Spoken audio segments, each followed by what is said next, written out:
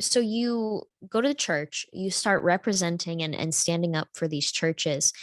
How long was it before the government started to target you and your first arrest? What was that like? And can you walk us through what it was like to be arrested for what thought crime? For what did they claim that it was? For a period of time, the entire time I was surrounded by secret police. At the beginning, I was not that aware of that, because they will mingle with people in the street. And as I was talking with my clients on the street, I didn't know that I was supervised. They also use different kind of people. For example, I was at the stoplight, and all of a sudden, a man, like a beggar, pushed me in the intersection to create a impression of an accident.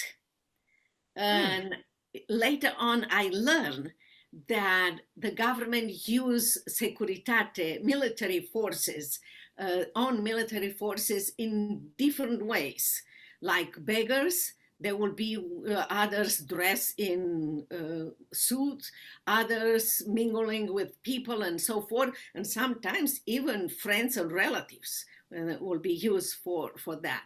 So at the beginning, I was not even aware. Later on, they will follow me everywhere, at church or at work. Later, they will come late in night in my home and move the furniture to Oh. make sure that I know that they were there. Oh. Sometimes when I was at church, they will come and eat my food and leave the plates.